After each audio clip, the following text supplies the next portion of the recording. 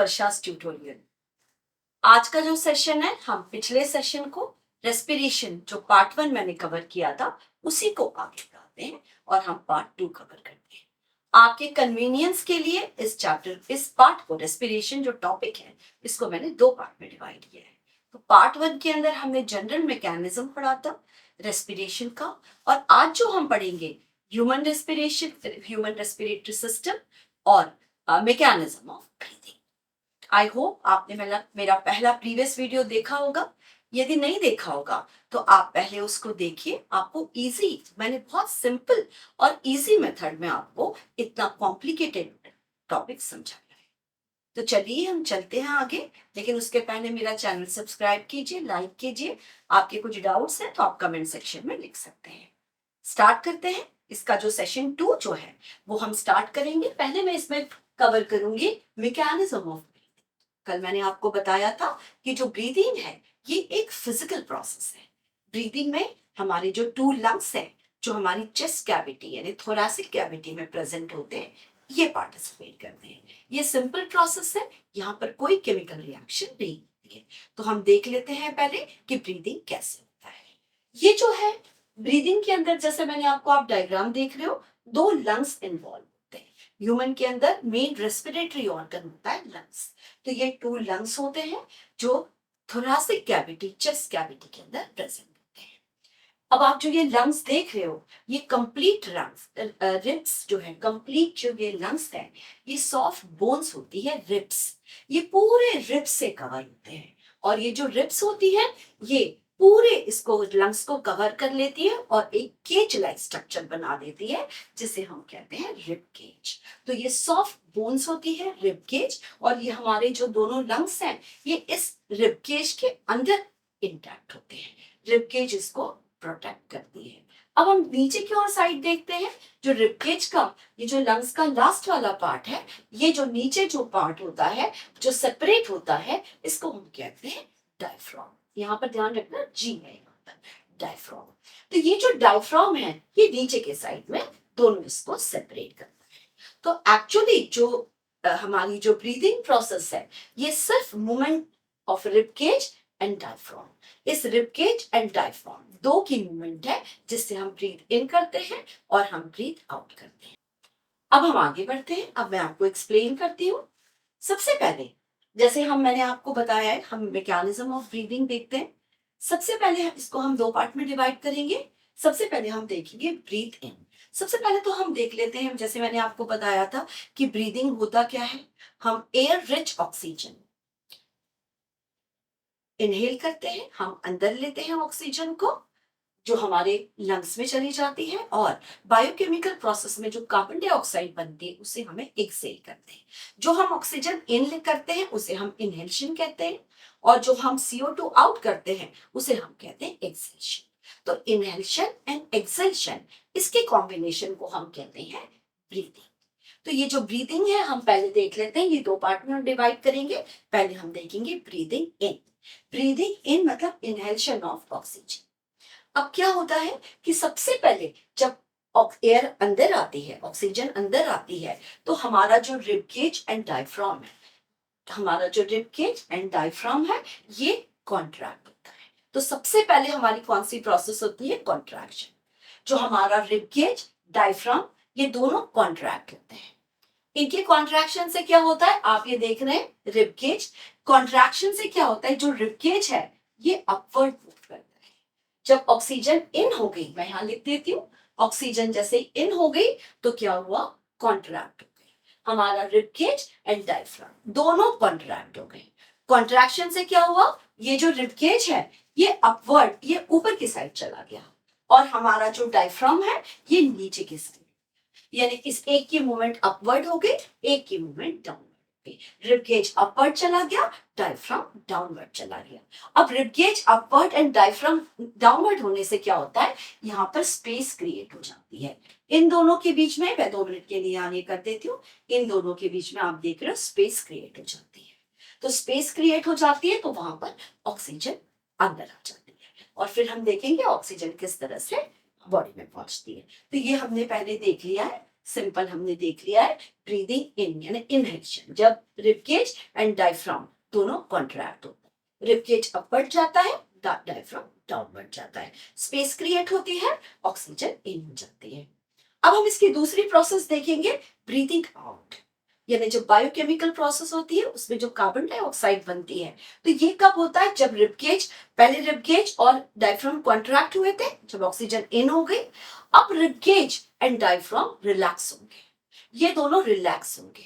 तो जब पहले कॉन्ट्रैक्ट हुए थे तो आपने देखा था यहाँ पर स्पेस बन गई थी, अब दोनों रिलैक्स होंगे, जब दोनों रिलैक्स होंगे तो ये जो रिबकेज था ये नीचे की ओर आ जाएगा, जो ऊपर अपवर्ड मूवमेंट हो गई थी, रिबकेज नीचे आ जाएगा, और ये जो डायफ्राम था जो नीचे चला गया था ये ऊपर की ओर आ जाएगा। अब रिबकेज नीचे आ गया, डायफ्राम ऊपर आ गया, तो यहाँ पर कोई भी स्पेस नहीं बचेगी, तो जो कार्बन डाइऑक्साइड वहां पर आई थी वो एक्सपेल आउट हो जाएगी, लंग्स के थ्रू नोज आउट हो जाएगी। तो ये था हमारा इनहेलेशन एंड एक्सहेलेशन, मतलब ये जो रिबकेज एंड डायफ्राम है इसकी मूवमेंट को हम कहते हैं ब्रीथिंग। तो ये मैंने आपको एक्सप्लेन कर दिया है mechanism of breathing. Human being जो है, हमारा जो रेट ऑफ ब्रीदिंग की हम बात करते हैं, तो एडल्ट के अंदर 1 मिनट में, पर मिनट में 15 to 18 टाइम्स ब्रीदिंग रेट होती है। जब हम फिजिकल एक्टिविटी करते हैं तो उस समय ब्रीदिंग रेट हाई होता है। तो अब हम इसके, आई होप आपको कुछ समझ में आ गया है मैकेनिज्म ऑफ ब्रीदिंग। अब हम इसके नेक्स्ट पार्ट की ओर चलते हैं, ह्यूमन रेस्पिरेटरी सिस्टम। पहले तो मैं ह्यूमन रेस्पिरेटरी सिस्टम का के पार्ट्स आपको बता देती हूँ। Human respiratory system well developed respiratory system है।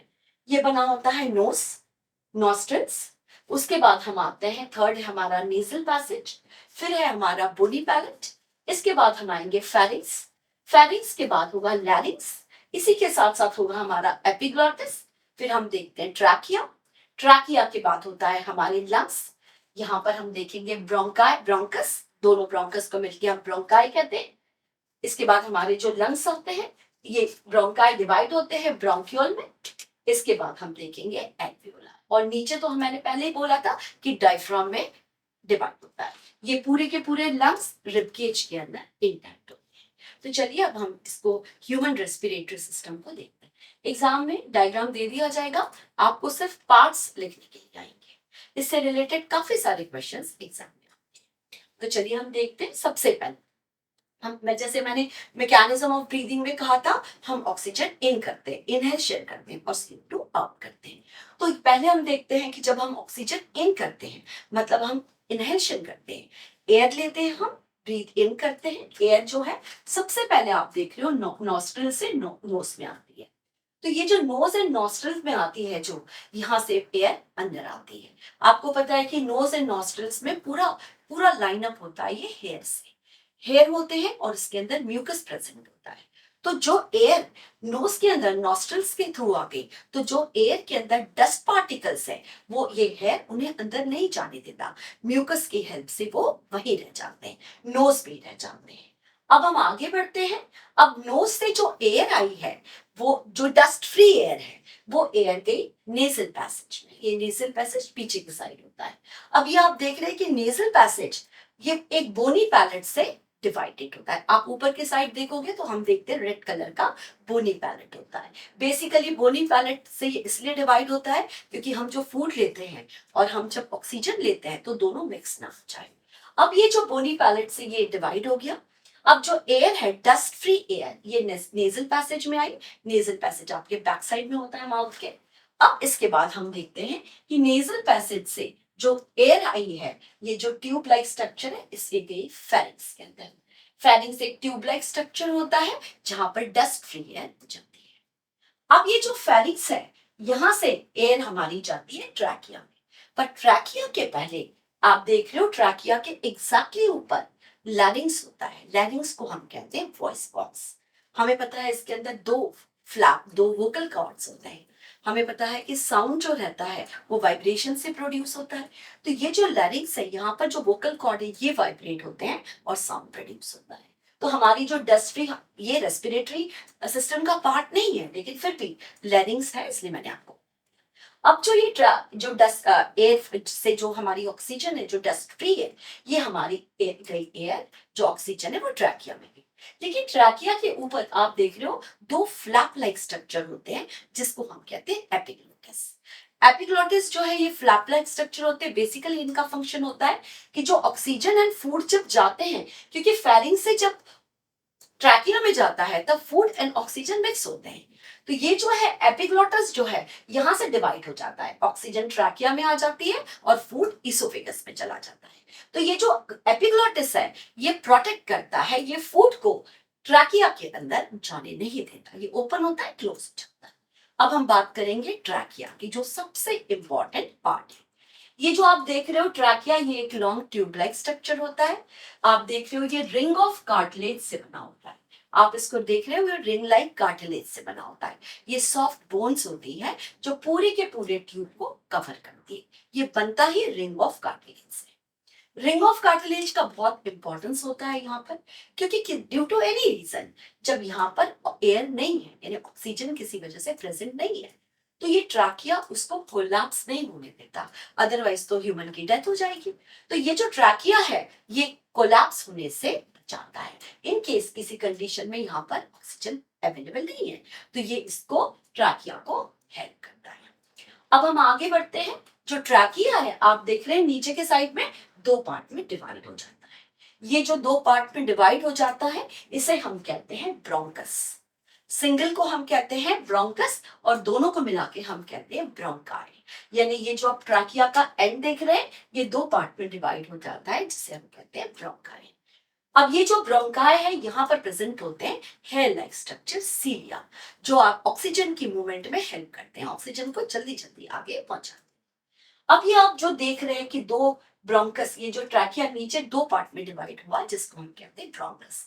ये दोनों ब्रोंकस आप देख रहे हो कहाँ मिल रहे हैं, कहाँ जा रहे हैं, ये अंदर जा रहे हैं दोनों लंग्स के अंदर।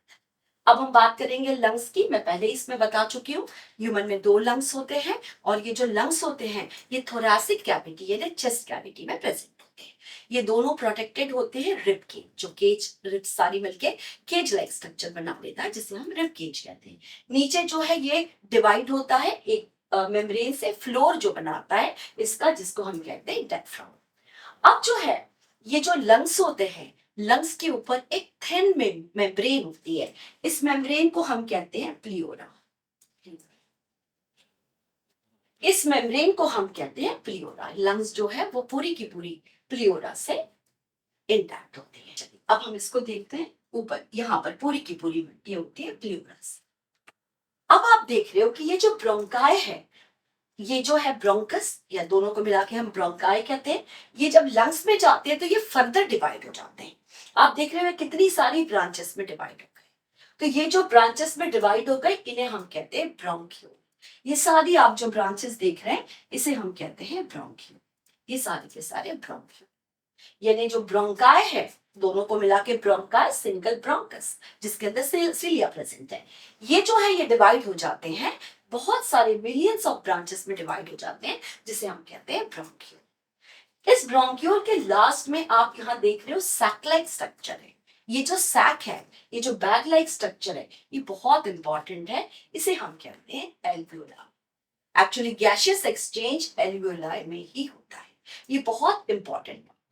आप यहाँ देख रहे हैं जो एल्वियोलाई है, ऐसे ये बैग लाइक स्ट्रक्चर होता है, यहाँ पर अंदर कैपिलरी का नेटवर्क होता है और जो ऑक्सीजन आती है तो ये ब्लड के अंदर ऑक्सीजन डिसॉल्व हो जाती है हीमोग्लोबिन, हीमोग्लोबिन से डिसॉल्व अपने अंदर सोक कर लेता है, एब्सॉर्ब कर लेता है और एक कंपाउंड बनाता है ऑक्सी हीमोग्लोबिन, और ये ऑक्सी हीमोग्लोबिन कैपिलरी के थ्रू ब्लड में मिल जाता है।